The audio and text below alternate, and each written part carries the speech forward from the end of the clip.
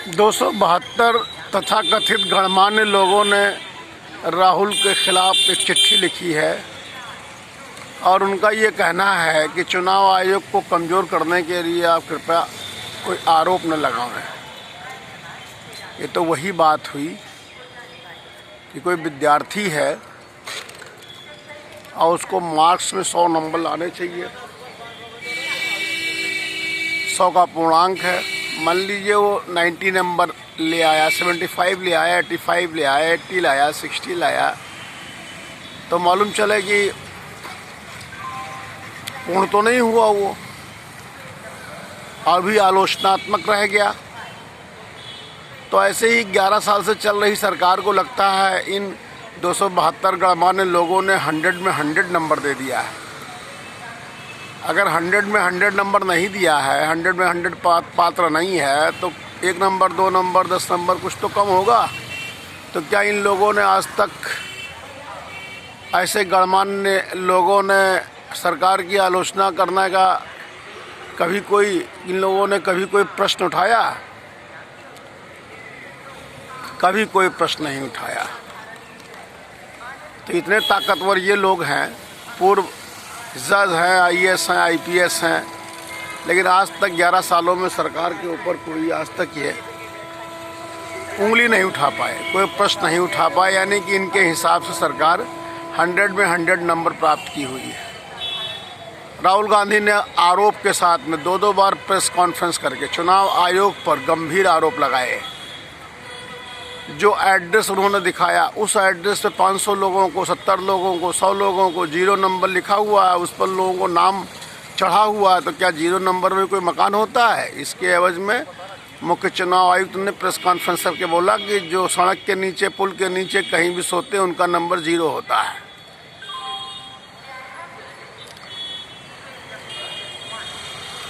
तो अगर उनके आरोप गलत हैं तो उस आरोप के खिलाफ इन 272 लोगों को जाकर के कर्नाटक में और जहाँ का भी हरियाणा का आरोप लगाया है उसकी जांच करनी चाहिए।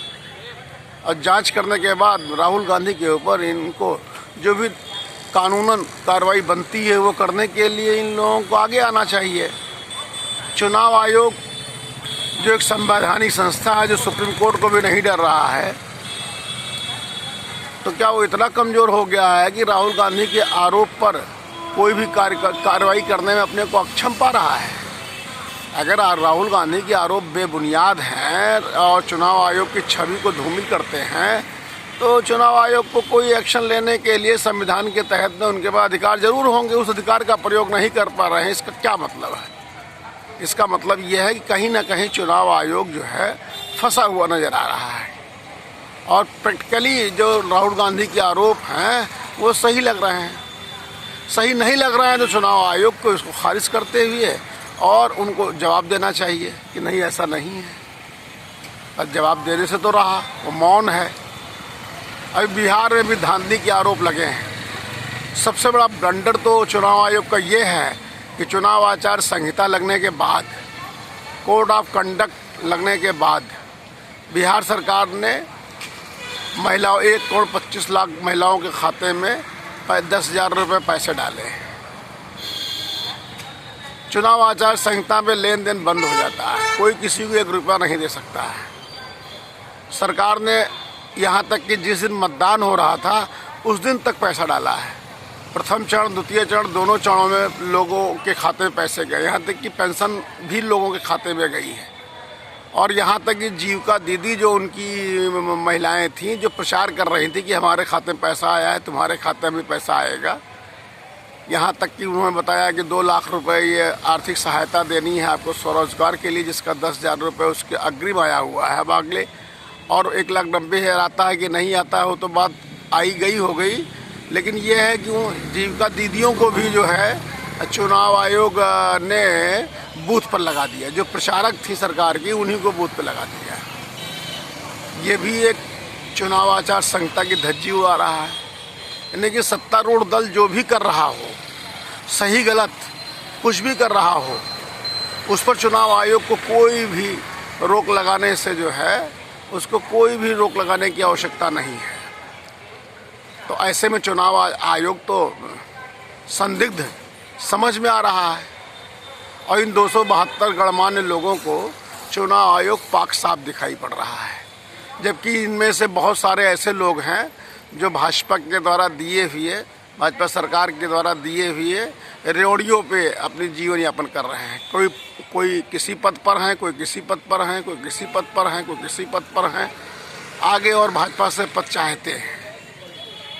तो ये इनके अंदर गुलामी रही है। ये जो सेवा किए हैं, सेवा में सरकार की गुलामी किए हैं, अभी भी गुलामी से रिटायर हो गए, गुलामी से उबर नहीं पा रहे हैं, पेंशन भी पा रहे हैं, उसके बाद भी सरकार से पद भी चाह रहे हैं। अब न जाने क्या क्या चाहते हैं, और क्या क्या चाहने के एवज में 140 करोड़ जनता को दिग्भ्रमित करने का प्रयास कर कुत्सित प्रयास ये इन्होंने किया, जिसकी जितना निंदा की जाए उतना उचित होगा। भाई गलत आरोप चुनाव आयोग पर लगा रहे हैं, तो ऐसे में चुनाव आयोग के लगाए गए आरोप पर अगर चुनाव आयोग मौन है, कोई भी कार्रवाई करने में चुनाव आयोग अपने को असमर्थ पा रहा है, जवाब देने में भी असमर्थ पा रहा है, तो उसके सहयोग में 272 लोग ही कोई जवाब दे दें आकर के। और जबकि इसमें कोई पूर्व चुनाव आयुक्त नहीं है, इन 272 में कोई भी पूर्व चुनाव आयुक्त चुनाव आयोग के समर्थन में नहीं खड़ा हुआ है। चुनाव आयोग अपनी मर्यादा को तार तार कर रहा है, चुनाव आयोग की मर्यादा गिर रही है, समाज में जनता के बीच में चुनाव आयोग की वैल्यू घट रही है। इसकी चिंता चुनाव आयोग को करना चाहिए। अब कर रहा नहीं कर रहा चुनाव आयोग, समझे इस चीज़ को जो है, लेकिन जिनको चिंता जिन्होंने की है वो सरकार के पक्ष में खड़े नज़र आते हैं, और उनकी नज़र में सरकार बिल्कुल सही है। पहलगाम में 26 लोगों को धन पूछकर मारा गया, और मारे जाने के एवज में सिंदूर ऑपरेशन चलाया गया, और सिंदूर ऑपरेशन में सरकार ने बोला कि हमने घुस करके पाकिस्तान में आतंकवादियों के अड्डों को तबाह कर दिया।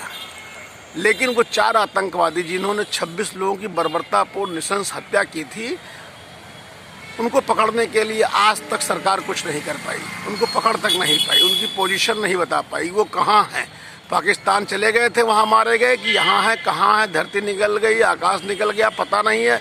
ये पहलगाम में जो 4 आतंकवादी मार करके चले गए, ये सरकार को वो क्लीन चिट देते हुए दिख रहे हैं 272 लोग।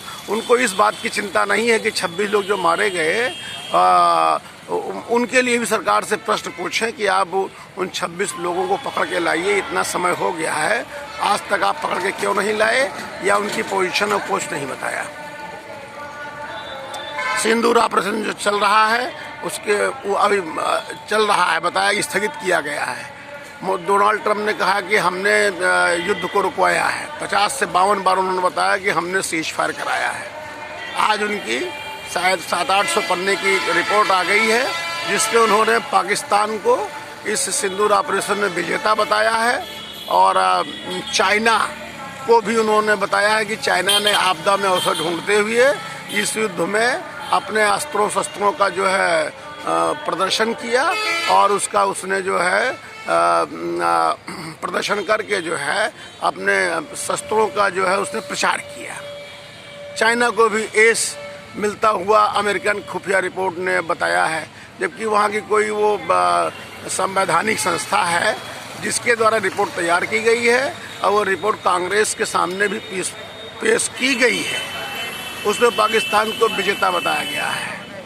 अब इन 272 लोगों को मोदी सरकार से पूछना चाहिए कि यूएस की जो रिपोर्ट आई है इसमें तो पाकिस्तान को विजेता दिखा दिया है, आप विजेता होने का अपना दावा कर रहे थे, तो ये तो 272 इस पर प्रश्न नहीं उठाएंगे, मोदी सरकार से कभी प्रश्न नहीं पूछेंगे। ये तो एक तरफा थोड़ी होता। आप देश के नागरिक हैं, स्वच्छ नागरिक हैं, स्वस्थ नागरिक हैं, तो सरकार कोई अच्छा काम कर रही है तो उसकी तारीफ कर सकते हैं, लेकिन सरकार से कहीं कुछ अच्छा नहीं हो पा रहा तो उसकी आलोचना भी कर सकते हैं, या उसके प्रति राय भी दे सकते हैं। विपक्ष का कोई व्यक्ति अगर चोरी का आरोप लगा रहा है तो उसके पास प्रूफ है, वो चुनाव आयोग के प्रपत्र के आधार पर ही आरोप लगा रहा है, आप उस पर प्रश्न उठाने चले। यानी कि कोई जो कमज़ोर है, ये लोपी है, बस कमज़ोर से ही प्रश्न पूछ लो। ये तो दुनिया का रिवाज है कि ताकतवर के सामने तो कोई जाना नहीं चाहता है, पर कमज़ोर के ऊपर हर कोई आक्रमण करना चाहता है। तो इन 272 लोगों ने आईएस गिरी दिखाते हुए, जसगिरी दिखाते हुए राहुल गांधी को कमज़ोर समझ करके प्रश्न पूछा था और खुद ही बेइज्जत हो गए हैं। सोशल मीडिया पर इनके खिलाफ बहुत न्यूज़ चल रही है जो है, इनको बेनकाब सोशल मीडिया ने कर दिया है जो है कि ये आए हैं फालतू का प्रश्न पूछने के लिए।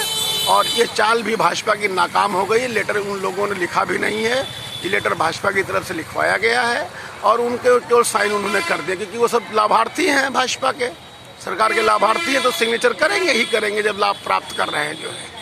ये है 272 लोगों, सरकार से इनको कोई प्रश्न नहीं पूछना है। नोटबंदी की गई, इन 272 लोगों को सरकार के पक्ष में पूरे देश में नोटबंदी का बखान करना चाहिए, नहीं किया।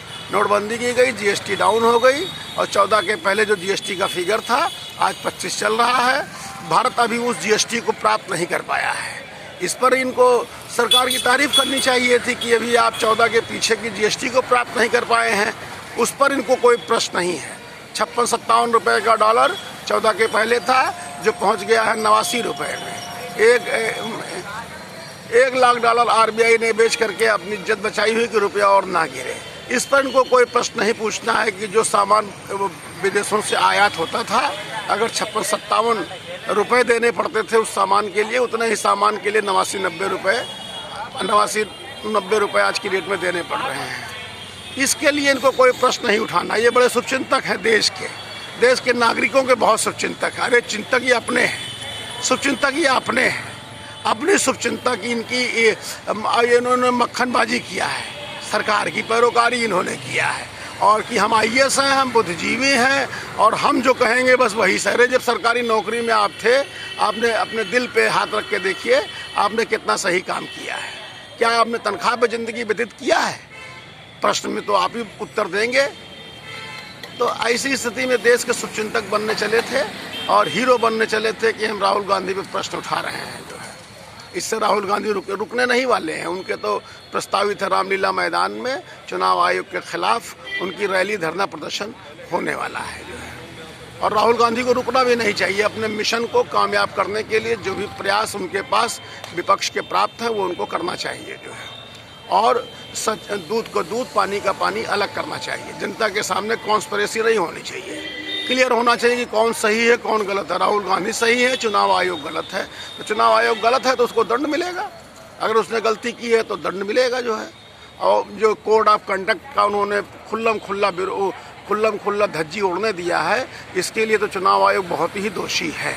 ये बराबर की प्लेइंग फील्ड चुनाव आयोग बिहार में नहीं दे पाया और उसने इनको पैसा बांटने दिया, मनमर्जी करने दिया, जो करना चाहे वो करने दिया। तो ऐसे में जब आपने बराबर प्लेइंग फील्ड देने की जिम्मेदारी है, वो जिम्मेदारी भी चुनाव आयोग ने नहीं निभाई। मालूम चले कि 3 मंत्री ऐसे हैं जिनका 1,22,481 वोट, 1,22,408 वोट, 1,22,491 वोट। 1,22,000 का फिगर मतलब सब में कॉमन है और 400 फिगर भी कॉमन है। खाली 8, 80 और 91 का फर्क है। ये क्या है? ऐसा भी कभी होता है? ये सब चुनाव आयोग की विफलताएं हैं, इसकी जांच होनी चाहिए और नहीं जांच तो विपक्ष को सामूहिक जांच करके और जनता के सामने सही रखना चाहिए। वहाँ की जनता ने तो 10,000 रुपये प्राप्त करके अपना वोट दे दिया, तो अब इन विपक्ष के पास 14-15 हज़ार करोड़ रुपये कहाँ से आवे कि वो बांट सकें, जिससे कि उनको जब रुपये पर वोट मिलने लगा तो रुपये तो विपक्ष के पास है नहीं इतने। सत्ता पक्ष के बाद रुपए के बहुत सारे साधन हैं, सरकार का खजाना है, टैक्स का पैसा है, कारपोरेट की पूंजी है, वो खर्च कर सकते हैं। पर विपक्ष कहाँ से खर्च करेगा? विपक्ष नहीं खर्च कर पाएगा। ये बराबर प्लेइंग फील्ड देने की जिम्मेदारी चुनाव आयोग से अपेक्षा की जाती है, जिसका निर्वहन वो नहीं कर पाया है। तो ये चुनाव आयोग का दोष है। इस दोष के खिलाफ जो कानूनी कार्रवाई चुनाव आयोग के खिलाफ होनी चाहिए वो हो सकती है, लेकिन केंद्र सरकार ने कानून बदल दिया है कि चुनाव आयोग के ऊपर कोई कानूनी कार्रवाई ही नहीं हो सकती है। प्रोडक्शन मिल गया है। अब प्रोडक्शन मिल गया है तो जो उनको गलत सही करना हो अपना करे, स्वतंत्र है इसके लिए। लेकिन चलेगा नहीं बहुत दिन ऐसा। जनता के समझ में जिस दिन आएगा उस दिन चुनाव आयोग की ये सारी हरकतें धरी की धरी रह जाएंगी। दोस्तों, अब विश्व बैंक का कर्जा, IMF का कर्जा 196 लाख करोड़ रुपए तक के पहुंच गया है। ये गणमान्य लोगों को नहीं दिखाई पड़ता है कि जो 14 के पहले 53 या 55 लाख करोड़ रुपए कर्जा था, जो बढ़कर के 196 लाख करोड़ रुपए 31 मार्च 26 तक हो जाएगा। ये नहीं दिखाई पड़ता है कि आज के डेट में लगभग 140 लाख करोड़ रुपए कर्जा 18 से लेकर के वो 25-7 सालों में बढ़ गया है, और 53-55 लाख करोड़ रुपए कर्जा जब से देश आज़ाद हुआ तब से लेकर के आज तक सरकारों ने लिया है। और इस सरकार ने ही उसका करीब लगभग 3 गुना कर्जा जो है इन्होंने ले लिया है, या 3 गुने से कुछ कम ले लिया है। ये गणमान्य लोगों को प्रश्न नहीं दिखाई पड़ता है कि देश इतना कर्जदार हुआ जा रहा है। कर्जदार के मामले में भारत पाकिस्तान बांग्लादेश के बराबर आ गया है। इसलिए ट्रंप ने कहा था कि पाकिस्तान भारत को मैं बराबर मानता हूँ। जो है ये इंसर्ट इनको नहीं दिखाई पड़ती है। 140 करोड़ की आबादी का देश, इतना बड़ा विशाल राष्ट्र, इतना संप्रभु राष्ट्र, और जिसको ट्रंप कहते हैं कि हम पाकिस्तान भारत के बराबर देखते हैं, तो फिगर में आप बराबर दिखाई पड़ते हो। 4,08,000 समथिंग के प्रति व्यक्ति कर्जा पाकिस्तान पे है, 4,08,000 प्रति व्यक्ति कर्जा भारत पे है, इतने लगभग बांग्लादेश पे है। तो आप तीनों के बराबर तो हो ही गए हैं। आप इनसे एडवांस कहाँ से हो गए, आगे कहाँ से हो गए? ये गणमान्य लोगों को नहीं दिखाई पड़ता है कि इस पर केंद्र सरकार को चिट्ठी लिखी जानी चाहिए कि इतना देश के ऊपर कर्जा क्यों चढ़ रहा है, और ये कर्जे का पैसा कहाँ आ रहा है और कहाँ लग रहा है। लग रहा है कि सारा ये पैसा सब विकास जो भी दिख रहा है वो सब कर्जे के पैसे से है। एक दिन ऐसा आएगा कि महंगा कर्ज पड़ेगा। बिहार के ऊपर 4,06,000 करोड़ रुपये कर्जा है आज की डेट में। 63 करोड़ रुपये प्रतिदिन का ब्याज है। एक दिन निकलेगा 63 करोड़ बढ़ जाएगा, एक दिन निकलेगा 63 करोड़ रुपये बढ़ जाएगा। ऐसा बिहार जिसके पास 63 करोड़ रुपये रोज इंटरेस्ट देने का पैसा नहीं है, वो आज की डेट में 10-10 हज़ार रुपये महिलाओं के खाते में डाल करके वोट खरीद लेते हैं। तो वोट खरीदा गया। इसमें सरकार की लोकप्रियता का कोई पैमाना नहीं है। भाई जिसके पास पैसा है वो खरीद लेगा। सब मार्केट में जो कोई सामान खरीदने जाएगा, जब पैसा जेब में होगा सामान खरीद लेगा, जिसके पास पैसा नहीं होगा नहीं खरीद पाएगा। तो पैसे का खेल है। और जब चुनाव में आज की डेट में पैसे का खेल हो गया है तो सत्ता पक्ष के आगे विपक्ष क्या करेगा जो है। तो इसको भी चुनाव आयोग को रोका जाना चाहिए, बराबर प्लेइंग फील्ड देना चाहिए, ये अपेक्षा की जाती है। और चुनाव आयोग अभी भी अपने को सुधार लेना चाहिए। इस देश में TN शेषन भी मुख्य चुनाव आयुक्त थे, जिनका नाम बच्चा बच्चा जानता है। सत्ता पक्ष के खिलाफ भी कार्रवाई करने में इनको कोई गुरेज नहीं थी। उन्होंने बताया इस दुनिया को कि चीफ इलेक्शन कमिश्नर भी भारत में कुछ होता है। इसके पहले तो चीफ इलेक्शन कमिश्नर बाद में जो भी हुए, लेकिन TN शेषन का मुकाम आज तक कोई प्राप्त नहीं कर पाया। तो मौजूदा चुनाव आयुक्त से अपेक्षा की जाती है कि वो ऐसी मिसाल पेश करें कि उनके संस्था में TN शेषन जैसे भी मुख्य चुनाव आयुक्त रह चुके हैं। उन्होंने गरिमा इस देश में चुनाव आयोग की बहुत बढ़ाई है। उस गरिमा को मुख्य चुनाव आयुक्त को ध्यान में रखते हुए इनको गरिमा और बढ़ानी चाहिए, न कि घटानी चाहिए। अभी भी देश से इनको बहुत अपेक्षाएं हैं, और इनको मुख्य चुनाव आयुक्त देश का सबसे बड़ा पद है। 140 करोड़ आबादी को कंट्रोल करने का जिनके पास अधिकार है, और चुनाव होता वहाँ पे वो सरकार हो जाते हैं। उनसे अपेक्षा की जाती है कि वो ईमानदारी से और संवैधानिक जो उनके पास शक्तियाँ हैं उन शक्तियों का प्रयोग करते हुए और लोकतंत्र की बहाली के लिए उनको उचित कदम उठाना चाहिए। और विपक्ष के आरोपों का उनको खंडन या एक्सप्लेनेशन या उनकी विश्वास बहाली, सत्ता पक्ष विपक्ष दोनों उनका होता है, उसको दृष्टिगत रखते हुए उनको चुनाव में जो है अपनी भूमिका निभानी चाहिए और 140 करोड़ जनता का विश्वास उनको जीतना चाहिए। और इन 272 गणमान्य लोगों को इस बात के लिए माफ़ी मांगनी चाहिए कि उनसे गलती हुई है।